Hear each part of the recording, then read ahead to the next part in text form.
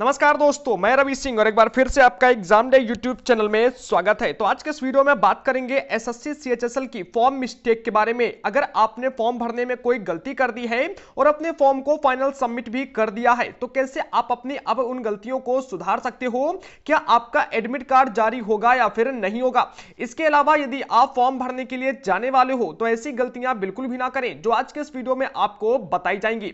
इसके अलावा बहुत सारे लोगों की एक क्वेरी है कि फीस पेमेंट को लेकर पेंडिंग या फिर फेलर को लेकर काफी बड़ी उनके सामने प्रॉब्लम आ रही है।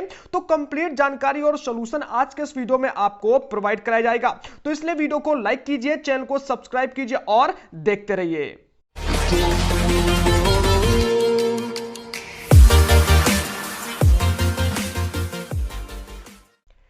देखिए, सबसे पहले तो आपको यह जानना बेहद जरूरी होगा कि अगर आपने एसएससी में एक रजिस्ट्रेशन करके उस रजिस्ट्रेशन से सीएचएसएल का फॉर्म अप्लाई किया है और इसे फाइनल सबमिट भी कर दिया है, तो फिर कभी भी आपको दूसरे किसी अन्य रजिस्ट्रेशन से सीएचएसएल में सेम डेटा के साथ में दूसरा फॉर्म अप्लाई नहीं करना है। क्योंकि अगर आप ऐसा करोगे तो आपके जो एप्लीकेशन होंगे वे दोनों एप्लीकेशन डुप्लीकेट एप्लीकेशन बन जाएंगे और जिस वजह से आपके दोनों फॉर्म रिजेक्ट कर दिए जाएंगे।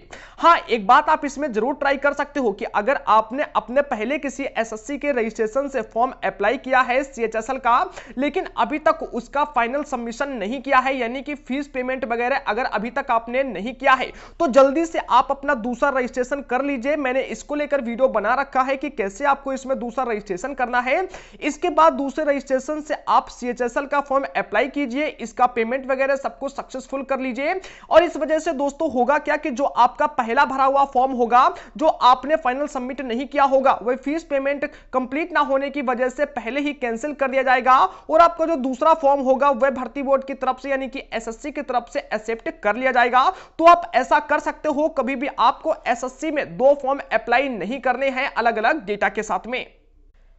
इसके बाद अब आपको बता देते हैं कि अगर आपने अपने फॉर्म भरने में कुछ ऐसी गलतियां की है तो आपका एडमिट कार्ड जारी होने में परेशानी हो सकती है। सबसे पहले आपको बता दें कि कैंडिडेट अगर अपने नेम में कोई मिस्टेक कर देता है, जो आपने एसएससी के रजिस्ट्रेशन करते टाइम अपना नेम भरा है, अगर कैंडिडेट के नेम में कोई मिस्टेक होती है तो आपका एडमिट कार्ड नहीं जारी होगा। इसके बाद अगर आपने जो वहां पर अपना आईडी दिया हुआ है, लाइक आपका Aadhaar card, voter card, PAN card कुछ भी हो सकता है, अगर आपने उस आईडी में कोई गलत इंफॉर्मेशन भरी है तो भी आपका एडमिट कार्ड नहीं जारी हो सकता है। इसके अलावा अगर आपकी फोटो में जो गलती है, जैसा एसएससी की तरफ से या फिर भर्ती बोर्ड की तरफ से मांगा जाता है आपका फोटो या फिर सिग्नेचर, अगर आपने फोटो या फिर सिग्नेचर करने में कोई ना कोई गलती कर दी है तो भी आपका एडमिट कार्ड नहीं आएगा। ऐसा दोस्तों एसएससी की तरफ से ऑफिशियल तरीके से बताया गया है। बहुत सारे लोगों ने क्या किया है कि जो फोटो के ऊपर डेट डालनी थी यहां पर, तो बहुत सारे अभ्यर्थियों ने, जैसा एसएससी की तरफ से नई गाइडलाइंस जारी हुई है कि फोटो के ऊपर डेट डालना कंपलसरी है, तो बहुत सारे स्टूडेंट्स ने क्या किया है कि फोटो के ऊपर डेट नहीं डाली है और बिना डीओपी का फोटो अपलोड कर दिया है। तो ऐसे कैंडिडेट का जो फॉर्म है वह रिजेक्ट होने के लगभग 99% चांसेस हैं। तो इस वजह से अगर आपने भी ऐसी गलती की है तो आपका जो फॉर्म होगा वह 99% रिजेक्ट होने का चांस हो सकता है।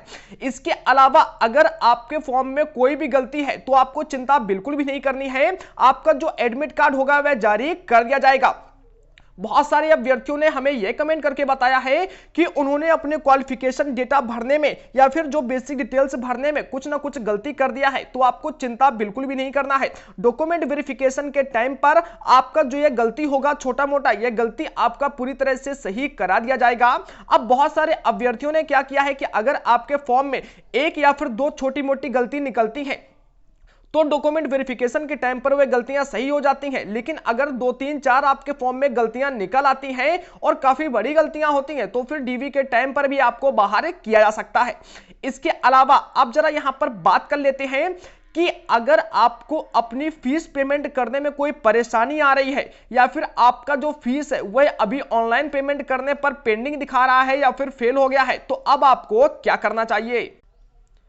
देखिए सबसे पहले तो मैं आपको बता दूं कि बहुत सारे अभ्यर्थियों की एक क्वेरी आ रही है कि अगर उन्होंने एसएससी सीएचएसएल में अपना ऑनलाइन पेमेंट किया है तो अभी तक उनका जो पेमेंट है वह सक्सेसफुल सबमिट नहीं हुआ है बल्कि पेंडिंग दिखा रहा है। तो दोस्तों मैं आपको बता दूं कि जब भी आप एसएससी में किसी भी फॉर्म में पेमेंट करते हो ऑनलाइन तो आपको कम से कम यहां पर 48 घंटे वेट करने के लिए बोला जाता है, यानी कि 48 घंटे बाद ही आपका जो पेमेंट होता है वह स्टेटस में फेलियर या फिर एक्सेप्टेड लिखा हुआ दिखाई देता है। लेकिन दोस्तों इन केसेस होता क्या है कि कम से कम आपको 3 या 4 दिन का इंतजार भी करना पड़ सकता है। अगर आपने आज अपना पेमेंट किया है ऑनलाइन तो कम से कम आपको 3 या 4 दिन तक वहां पर जो आपका स्टेटस है पेमेंट का वहां पर पेंडिंग लिखा हुआ दिखाई दे सकता है। तो 3 या 4 दिन तक आपको इंतजार करना है जब तक आपके स्टेटस के टाइम पर वहां पर पेंडिंग के अलावा फेलियर या फिर एक्सेप्टेड लिखा हुआ नहीं आता है, तब तक कभी भी आपको दोबारा पेमेंट नहीं करना है। बहुत सारे स्टूडेंट क्या करते हैं कि अगर उनके ऑनलाइन पेमेंट के टाइम पर अभी 3-4 दिनों से पेंडिंग दिखा रहा है तो वह अभ्यर्थी क्या करते हैं कि दोबारा तो ऑनलाइन पेमेंट तब तक कर नहीं सकते हैं जब तक इसका स्टेटस कुछ आपको फेलियर या फिर रिजेक्ट या फिर एक्सेप्ट नहीं दिखाता है। तो बहुत सारे अभ्यर्थी क्या करते हैं कि ऑफलाइन चालान को निकलवा कर और ऑफलाइन जाकर पेमेंट को जमा कर देते हैं। तो दोस्त आपका फीस जो होगा वह सबमिट तो हो जाएगा, लेकिन अगर आप ऐसे फीस कटाते रहोगे तो वह फीस आपका कभी भी रिटर्न नहीं होता है। ठीक है, तो आपको सबसे पहले यह ध्यान देने वाली बात है कि आपका जब तक स्टेटस में फेलियर या फिर एक्सेप्टेड लिखा हुआ नहीं आता है तब तक आपको दोबारा पेमेंट नहीं करना है। इसके अलावा मैं आपको एक दूसरी बात इस पेमेंट के अवसर पर बता दूं कि अगर आपका पेमेंट ऑनलाइन करने पर पहली बार में फेल हो गया है तो फिर कभी भी आपको दूसरी बार ऑनलाइन पेमेंट नहीं करना है। ऐसा इसलिए नहीं करना है कि अगर पहली बार ऑनलाइन पेमेंट करने पर आपका पेमेंट फेल हो जाता है तो आपका जो पेमेंट होगा तुरंत एसएससी की तरफ से रिटर्न नहीं किया जाता है। 7-8 दिन का समय लग जाता है पेमेंट रिटर्न होने के लिए।